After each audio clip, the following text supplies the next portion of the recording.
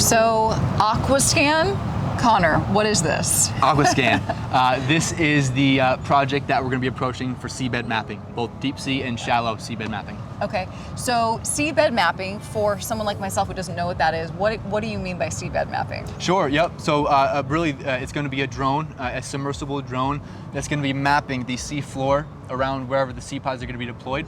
And so in this specific use case, we can use it for kind of a variety of reasons. And the first one is to make sure that we're mapping the bathymetry is, or bathymetry, people pronounce it sometimes differently. That's a really hard word to say. It's a very hard word to pronounce. Really difficult. Is mapping and sensing the environments underwater. Okay. And so it's a submersible drone that's going to be using things like stereo camera, LiDAR, and especially sonar.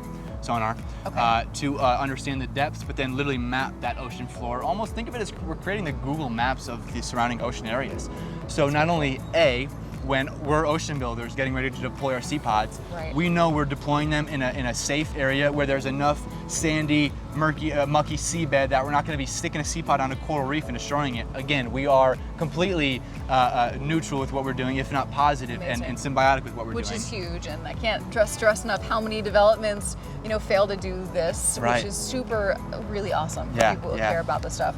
And bathymetry.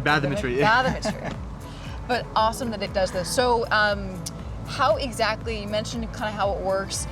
Do you see this type of technology being maybe migrated over to another realm? Could it be used somewhere else other than this specific instance? Sure, 100%. And so not just for ocean builders using it to map the areas before we deploy SeaPod, make sure they're going somewhere safe.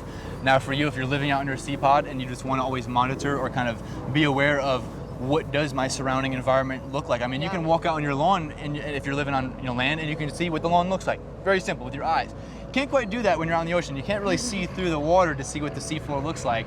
And so we can have these deployed to always just be monitoring and surveying the seabeds around you, just so you're aware and you're confident in what's below you and what's around you. And this specific project is being worked on by a handful of companies actually around the world. Sail Drone, Bedrock, Ocean Infinity, Terra Depth. There's a few different companies working on these for a few different use cases. Right. Sometimes mapping different areas before wind turbines are deployed. Okay.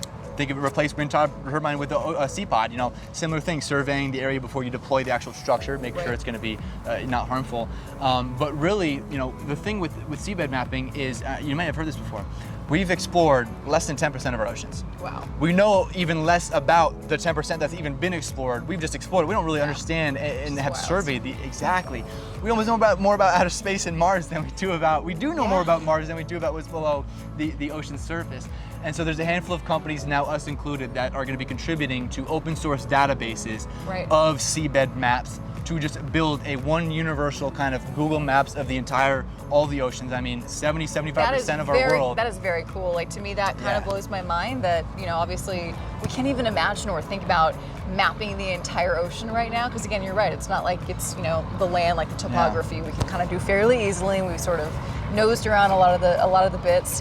But with the ocean, it's like this whole vast, cavernous opportunity for that. So much of it's unknown. And so this is our effort to not only deploy SeaPods safely and give you the confidence as a consumer, as a resident, confidence in your surrounding environment where you're living, but to contribute to a world of biologists, scientists, engineers that are contributing to this open source database. And specifically, there's an initiative called Seabed 2030, which was started by JEBCO. And it's that open source initiative and database where you can just go and you can just see a lot of the different seafloor maps. And so this is our effort to contribute to that. So kind of like sharing technology information for the common good. For the common good, exactly. Exactly, yep. Very cool. Okay, so if somebody has a little bit of knowledge or expertise in this particular area, who would those people be for you ideally, and how do they come find you guys? Sure. So particularly mechanical and electrical engineers, in other words, drone engineers kind of cover a lot of that. If you're an expert with sensors like sonar or LiDAR or stereo cameras, artificial intelligence to then be integrated into those stereo cameras, a lot of those are the type of experts we need to bring to the table, to just the experts in the domain experience that we need to help further along this project. We've made really good progress in it, but obviously, nothing is close to perfect quite yet, and so that we're trying to get to that point of real near perfection. And so if you're an expert in any of those fields, or you know you have some sort of experience or expertise that you can bring to the table, kind of beyond a mechanical, electrical engineer, or have a skill set in any of those sensors, sonar, LiDAR, stereo cameras, go ahead and reach out to us. We have apply buttons on the website. So that's how people can get involved. If you want to apply to our incubator, is essentially how we're treating it. You can fill out your information, plug in, what your experience with these different sensors, these different components of the Aquascan project. And myself and our CEO are always looking through different applications to set up meetings to bring more talent onto this project to further it along. Helping to map the ocean. Helping to map the Crazy. ocean. Yeah, let's make the Google Maps for the ocean. That's very cool. Go to oceanbuildersagain.com if you'd like to get involved. Cheers.